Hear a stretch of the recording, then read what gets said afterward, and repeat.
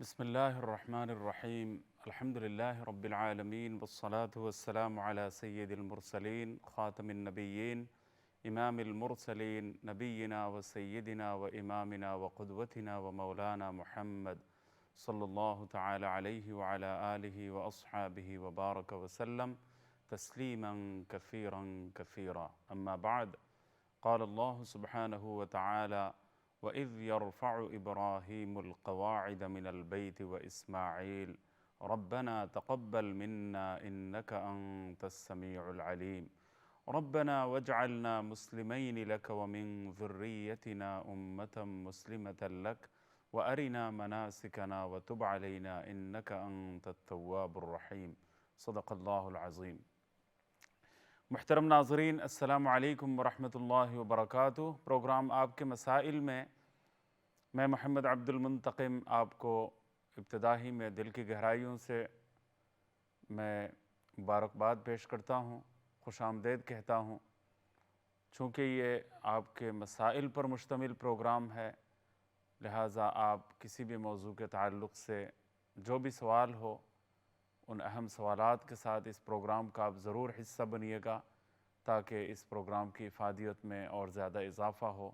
اللہ تعالیٰ اس کی توفیق سب کو عطا فرمائے، اللہم آمین یا رب العالمین۔ محترم ناظرین، حج کے حوالے سے مختلف موضوعات پر گفتگو کا ارادہ ہے، کیونکہ حج کی آمد ہے اور حج کا زمانہ شروع ہونے سے پہلے ہی اس سلسلے میں تیاری بھی ہمیں چاہیے، ایوارنیس بھی چاہیے، اور ایک معلومات کا ایک بہت بڑا دائرہ ہے، وسیع دائرہ ہے جس سے ہم واقف نہیں ہیں۔ تو اس لیے اس موضوع کے حوالے سے تفصیلی گفتگو وقت کا تقاضا ہے، اور تمام مسلمانوں کو چاہیے کہ وہ تفصیل سے آگاہ ہوں اور حج کی ادائیگی کا وہ بہترین انداز میں اہتمام کریں۔ ایک بات تو میں نے یہ عرض کی تھی کہ حج فرض کی ادائیگی میں تاخیر بہت سارے لوگوں کی عادت ہے، اور دوسری طرف بہت سارے لوگ نفلی حج جو ہے وہ اتنے زیادہ کرتے ہیں کہ اس کی وجہ سے وہ دوسرے حقوق کی ادائیگی میں کوتاہی اور غفلت کا ارتکاب ان کو لازم آتا ہے۔ تو حج فرض کی ادائیگی میں کسی قسم کی غفلت اور کوتاہی نہیں ہونی چاہیے، اور اس سلسلے میں جو رواج حائل ہیں ان کو دور کرنے کی بھی ضرورت ہے۔ خاص طور سے میں نے کہا کہ والد صاحب نے حج نہیں کیا، والدہ صاحبہ نے حج نہیں کیا، تو اس وجہ سے اپنا حج فرض وہ ادا نہیں کرتے جب تک ان کا انتظام نہیں ہو جاتا، اور وہ یہ سمجھتے ہیں کہ یہ گویا گستاخی ہے اور ادب کے خلاف ہے اور یہ بات صحیح نہیں ہے، تو ان کا انتظام ہو نہیں پاتا اور خود تاخیر سے کام لیتے رہتے ہیں، یہاں تک کہ عمر جو ہے وہ گزرتی چلی جاتی ہے اور سال ہر سال گزرتے چلے جاتے ہیں۔ تو ایک حدیث میں نے ابھی 2-3 دن میں پہلے جو ہے پڑھی ہے کہ وقت کا کوئی بھروسہ نہیں ہے، صحت کا بھی کوئی بھروسہ نہیں ہے، اور ایسا ہی ہوتا ہے۔ بہت سارے لوگ پھر بعد میں حج بدل ان کو کروانا پڑتا ہے، یہاں تک کہ وہ پھر زندگی میں صحت واپس لوٹ کر نہیں آتی، یہاں تک کہ دنیا سے وہ چلے جاتے ہیں اور حج ان کا باقی رہ جاتا ہے آج بھی، حالانکہ حج فرض ہو چکا ہوتا ہے۔ اور حج فرض ہو جانے کے بعد پھر اس میں تاخیر کی اس میں پھر فرضیت ساقط نہیں ہوتی، اگرچہ خرچہ بہت زیادہ بڑھ جائے۔ 800-900 پاؤنڈ میں جب برطانیہ سے حج آسانی سے آرام سے ہو جاتا تھا، اس وقت فرض ہو گیا تھا اور کئی سال گزر گئے، حج نہیں کیا، اور تو حج فرض ہو چکا ہے۔ اب جو ہے چاہے 4,000 پاؤنڈ یا 5,000-6,000 پاؤنڈ کا خرچہ کیوں نہ آ جائے، وہ حج کی فرضیت ختم نہیں ہوگی۔ اب قرضہ لے کر صحیح یہ فرض ادا کرنا پڑے گا، یہ لازمی ہے، کیونکہ فرض ہو جانے کے بعد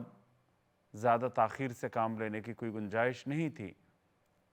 تو اللہ تعالیٰ اس بات کو بھی اچھی طرح سمجھنے کی اور اس پر عمل پیرا ہونے کی سب کو توفیق عطا فرمائے، اور اس وبال سے اللہ تعالیٰ ہم سب کو بچائیں،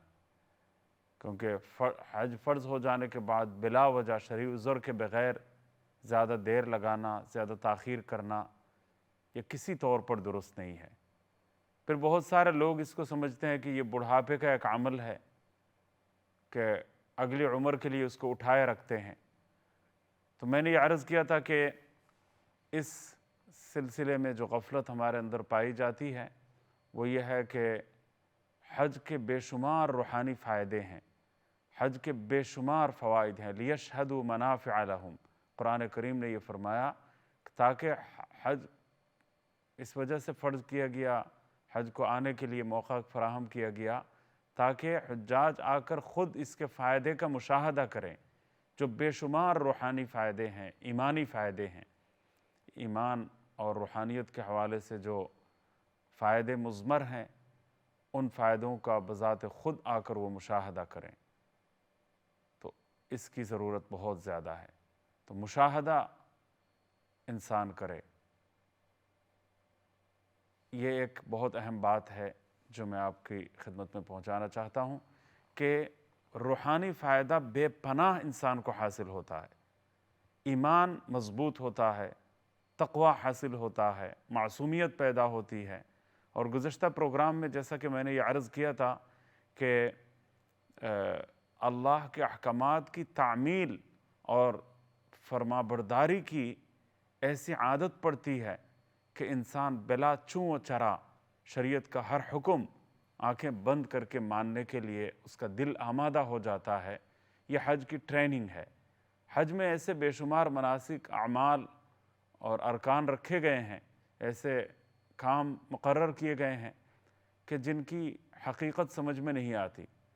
جن کی عقلی حکمت جو ہے وہ سمجھ سے بالاتر ہوتی ہے۔ تو انسان جو ہے عشق اور محبت کے جذبے سے سرشار ہو کر ان تمام احکامات کی تعمیل کے لیے اپنا وقت صرف کرنے میں مجبور تو نہیں بلکہ خوشی خوشی اس کو یہ کام کرنے کی نوبت آتی ہے، اور نتیجہ یہ ہوتا ہے کہ بات سمجھ میں آئے یا نہ آئے، حکمت معلوم ہو کہ نہ ہو، لاجک پتہ چلے کہ نہ چلے، بہر صورت وہ ہر حکم کی تعمیل کی ایک عادت اس کو پڑ جاتی ہے، اور اللہ تعالیٰ کے آگے سر تسلیم خم کرنے اور اللہ تعالیٰ کے ہر حکم کو سر آنکھوں پر لینے کی توفیق اس کو نصیب ہو جاتی ہے۔ اس طرح پوری زندگی تقوی کے مطابق گزارنے کی اس کو توفیق ملتی ہے، اور ہر موقع پر اس کو اللہ تعالیٰ کے احکامات کی پابندی کی توفیق سے اللہ تعالیٰ مالا مال فرماتے ہیں۔ اس طرح پوری زندگی کے جو قیمتی لمحات ہیں ان میں حج کا یہ فائدہ حج کے نتیجے میں ظاہر ہوتا ہے، اور انسان کی پوری زندگی تقوی، طہارت اور فرمانبرداری اور تسلیم اور رضا کی تصویر بن جاتی ہے پوری زندگی۔ تو اس طرح جو ہے وہ تاخیر سے حج کرنے کی صورت میں، دیر سے حج کرنے کی صورت میں وہ نقصان بھی انسان کو اٹھانا پڑتا ہے کہ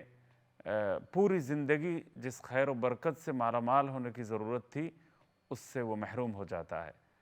تو ایک وقفے کے لیے ہم چلتے ہیں انشاءاللہ، وقفے کے بعد انشاءاللہ یہ باتیں جاری رہیں گی، آپ ہمارے ساتھ رہیے۔ السلام علیکم ورحمۃ اللہ وبرکاتہ۔